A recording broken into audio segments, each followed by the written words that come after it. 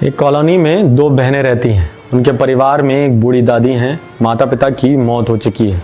अब घर परिवार में सिर्फ 3 लोग हैं। घर में कोई कमाने वाला नहीं है। इसके अलावा वो लोग रोटी तक को मोहताज हैं, क्योंकि छोटी बहन की उम्र 6 साल है और बड़ी बहन की उम्र 12 या 13 साल रही होगी। इसी बीच एक परिवार उस 6 साल की बच्ची को गोद ले लेता है।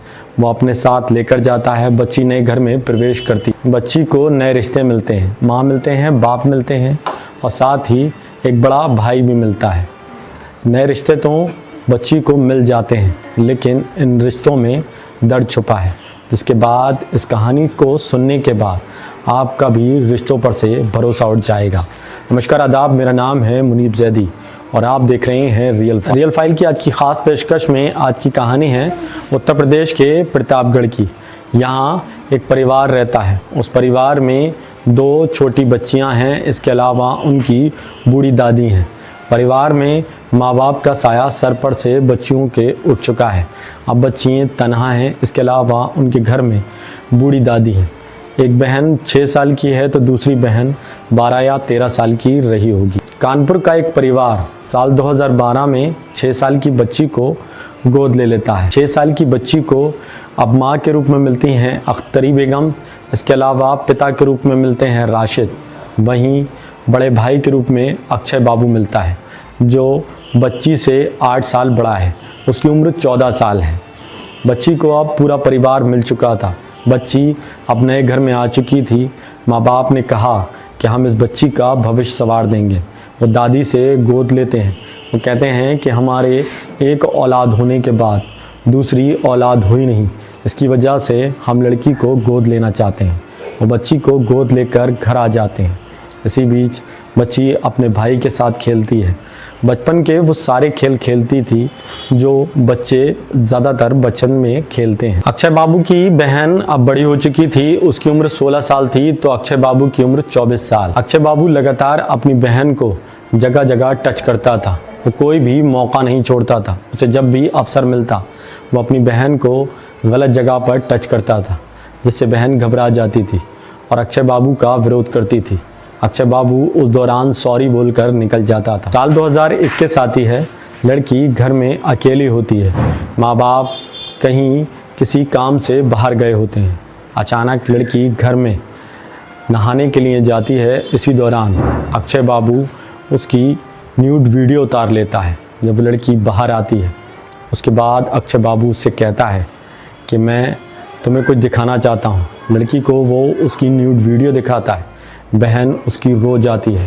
वो कहती है कि ये वीडियो भाई तुम डिलीट कर दो। वो कहता है ठीक है, मैं डिलीट कर दूंगा, लेकिन जिस तरह तुम इस वीडियो में आई हो उसी तरह तुम्हें मेरे सामने आना पड़ेगा, वरना मैं इसको वायरल कर दूंगा। अक्षय बाबू लगातार अपनी बहन को ब्लैकमेल कर उसका रेप कर रहा। साल 2022 आती है। अचानक उसकी बहन के पेट में दर्द उठता है। वह अपनी माँ अख्तरी बेगम के पास जाती है और कहती है कि मेरे पेट में तेज़ का दर्द हो रहा है। इसके बाद माँ प्राइवेट नर्सिंग होम लेकर पहुँचती है। वहाँ डॉक्टरी इलाज चलता है, दवा दी जाती है, लेकिन पेट दर्द कम होने का नाम नहीं लिया जाता। उसके बाद सारे चेकअप होते हैं। चेकअप में जब रिपोर्ट आती है तो बेहद चौंका देने वाली थी। रिपोर्ट में आता है कि लड़की प्रेग्नेंट है, जिसके बाद वो सारी बात अपनी माँ अख्तरी बेगम को बताती है। अख्तरी बेगम इसमें अपने बेटे यानी कि अक्षय बाबू को बुलाती हैं और उसको डांट डपट कर वहाँ से भगा देती हैं।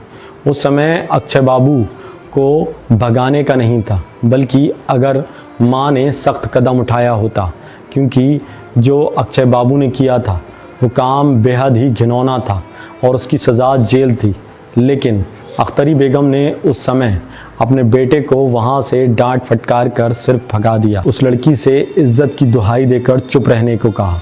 उसने कहा कि इस मामले को हम जल्द ही निपटा देंगे। 9 महीने पूरे होने के बाद लड़की को प्राइवेट नर्सिंग होम लाया जाता है, जिसके बाद लड़की की डिलीवरी कराई जाती है। लड़की को एक बेटी पैदा होती है, लेकिन उसको बताया जाता है कि तुम्हारी बेटी मरी हुई पैदा हुई है। उसके बाद वो लड़की को अपने घर ले आते हैं, लेकिन इसी दौरान अख्तरी बेगम प्राइवेट नर्सिंग संचालक से एक पहले ही सौदा कर चुकी थी। वो कहती हैं कि इसका जो बच्चा होगा तुम्हें जहर का इंजेक्शन देकर मारना होगा, लेकिन प्राइवेट नर्सिंग होम संचालक उस बच्चे को रख लेता है और दूसरे किसी शख्स के हाथ उस बच्चे को बेच दिया जाता है। जो गोदली बेटी थी अख्तरी बेगम की, वो सुन लेती है और वो जब घर पहुंचती है तो वो रोने लगती है। उसको पता चल जाता है कि उसकी बेटी ज़िंदा है।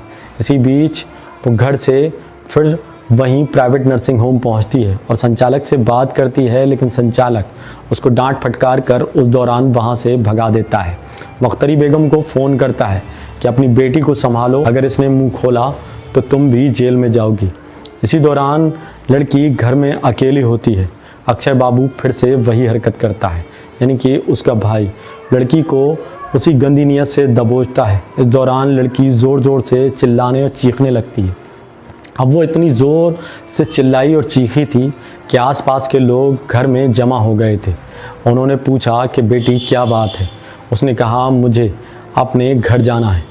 इसके बाद लड़की अपनी बड़ी बहन और बूढ़ी दादी के पास आती है। इसके बाद छोटी बहन बड़ी बहन के पास पहुंचती है। बड़ी बहन को आप बीती सुनाती है। बड़ी बहन उसको थाने लेकर पहुंचती है और वहां जाकर इन सब के खिलाफ शिकायत दर्ज कराती है। पुलिस मामले का संज्ञान लेती है और सभी आरोपियों पर मुकदमा पंजीकृत किया जाता है, जिसमें अख्तरी बेगम माँ और राशिद पिता, इसके अलावा अक्षय बाबू, उसके भाई समेत 6 अन्य लोगों पर मुकदमा दर्ज किया जाता है और पुलिस इस मामले में कार्रवाई करती है। इस कहानी का उद्देश्य किसी के दिल को ठेस पहुंचाना नहीं, बल्कि लोगों को जागरूक करना है। इसलिए सतर्क रहें, सावधान रहें। मिलते हैं अगली कहानी में रियल फाइल्स के साथ। तब तक जय हिंद।